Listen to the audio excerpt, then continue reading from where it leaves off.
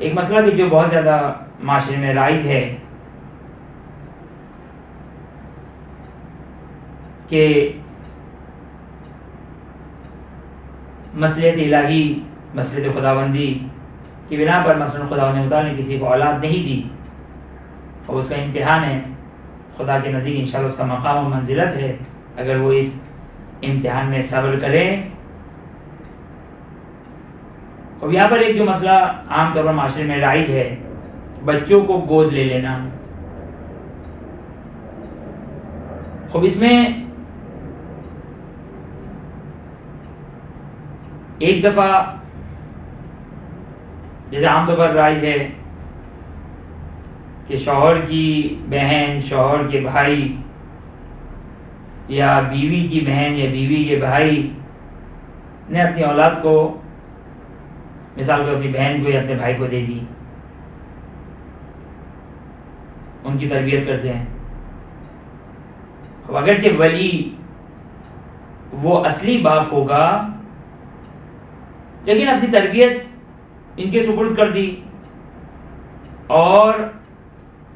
یہ تربیت کر رہے ہیں ان کی پرمیشن سے۔ اور بچے ممکن ہے والدین کہیں، اپنے ماں باپ کہیں، لیکن حقیقی ماں باپ تو نہیں ہیں، لیکن تربیت کرنے میں بھی کوئی مذائقہ نہیں ہے، خوب اپنی اولاد سمجھ کر تربیت کرتے ہیں، بہن کی اولاد ہے، بھائی کی اولاد ہے، کوئی حرج نہیں، کوئی مذائقہ نہیں ہے، بالکل جائز ہے۔ صرف دو باتوں کا خیال رکھنا ضروری ہے۔ سب سے پہلی بات نسب جس کو ہم حسب نسب کہتے ہیں وہ محفوظ رہنا چاہیے۔ لاکھ ہم نے باپ کی طرح پالا، ماں کی طرح پالا، لیکن اس کے حقیقی ماں باپ وہی رہیں گے۔ اب جب مناسب سمجھے انسان، جس طریقے سے سمجھے اس کو یہ بتائے، لیکن یہ بات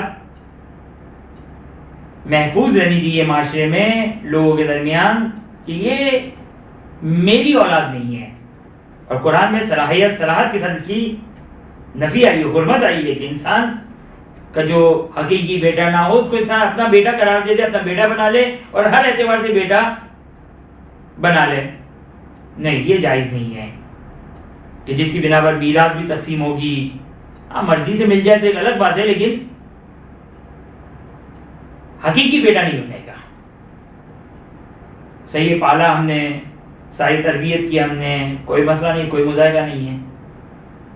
بس یہ ایک بات نسب، حسب نسب محفوظ رہنا چاہیے۔ یہ نہیں ہو سکتا کہ اب یہ اس کا بیٹا ہے جس نے پالا ہے، نہیں، بیٹا اسی کا رہے گا، صحیح ہے، اس نے پالا ہے، چاہے اسی گھر میں رہے، کوئی مذائقہ نہیں ہے، کوئی مشکل نہیں ہے، بس حسب نسب محفوظ رہنا چاہیے، ایک بات۔ اور دوسری بات جو مسئلہ پیش آتا ہے اور بہت زیادہ مسئلہ پیش آتا ہے وہ حجاب کا مسئلہ پیش آتا ہے۔ خب اگر لڑکی لی ہے تو جو مجازی باپ ہے جس نے اس کو تربیت دی ہے، خوب ممکن ہے لڑکی بالغ ہونے کے بعد اس باپ کے لیے نامحرم ہے، لاکھ اس نے پالا، بچوں کی طرح پالا، لیکن جہاں اس کے 9 سال مکمل ہوئے، جہاں اس پر حجاب واجب ہوا، وہ ممکن ہے کہ یہ شخص کی جس نے اس کو باپ کی طرح پالا نامحرم ہے۔ پھر وہی والی بات، ارے یہ کیسے ممکن ہے، یہ کیسے ہو سکتا ہے، ہماری عقل قبول نہیں کرتی، یہ دین اہل بیت ہے، تعلیمات الہی ہے، ہماری عقل کا دخل نہیں ہے۔ لہذا اس بات کا خیال رکھا جائے، اور وہ کیسے رکھا جا سکتا ہے؟ مثال کے طور پر بیوی اپنی بہن کے بیٹے کو یا اپنے بھائی کے بیٹے کو پالتی ہے، کیونکہ اس کے لیے تو وہ بھانجا بھتیجا ہوگا، لہذا بڑا ہو گیا، بالغ ہو گیا، خوب خالہ پھوپھی ہے، اور مرد ہے، مرد کے لیے کوئی مسئلہ نہیں ہے، مرد کے لیے کوئی مسئلہ نہیں ہے، کیونکہ وہ بھی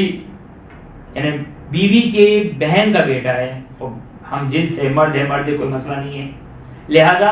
یہ عورت کو اپنے اس بیٹے کو جس کو اس نے پالا ہے بیٹا سمجھ کر اسے حجاب کی وہ ضرورت نہیں رہے گی. جس طرح بیٹے کے سامنے حجاب واجب نہیں، اس طرح بھتیجے اور بھانجے کے سامنے، سگے بھتیجے اور بھانجے کے سامنے بھی حجاب واجب نہیں ہے. یا مثلا شوہر کی بہن کی بیٹی یا شوہر کے بھائی کی بیٹی جو اس کی بھتیجی ہے یا بھانجی ہے، اس کو گود لے لے، اس کو پالے، وہ بڑی بھی ہو گئی تو بیوی کے لیے ویسے ہی کوئی مسئلہ نہیں، کیونکہ یہ عورت ذات ہے، بچی ہے، لڑکی ہے. اور جب بالغ ہو جائے گی تو چونکہ اس مرد کی نسبت بھانجی یا بھتیجی ہے، اور بھتیجی اور بھانجی جس طرح بیٹی محرم ہے اس طرح بھتیجی اور بھانجی بھی محرم ہے. لہٰذا اس بات کا اگر خیال رکھا جائے تو بعد میں، چونکہ بعد میں بڑے مسائل پیدا ہوتے ہیں، وہ ہم نے کسی کو بچپنے میں پال تو لیا، اس وقت وہ محرم نامحرم کا کوئی ایشو نہیں ہے، کوئی مسئلہ نہیں ہے. لیکن جب بالغ ہو گئے تو بالغ کی جب ایج میں پہنچتے ہیں تو پھر وہ سارے حجاب کے مسائل اپنے جگہ پر باقی رہتے ہیں. اور تیسری چیز جس کا خیال رکھنا ہے وہ میراث، کہ میراث بہرحال ان کو اپنے ایکچوئل ماں باپ سے ملے گی، اور یہ اگر انتقال کر جاتے ہیں تو یہ ان کی میراث اپنے ان فرزند میں جس کو انہوں نے پالا ہے، ان بچوں میں جس کو انہوں نے پالا ہے، یہ ان کی میراث میں تقسیم نہیں ہوگی، مگر یہ کہ انڈرسٹینڈنگ ہو جائے، سارے وارثین راضی ہو جائے تو کوئی ایشو نہیں ہے. برحمتك يا أرحم الراحمين وصلى الله على محمد وآله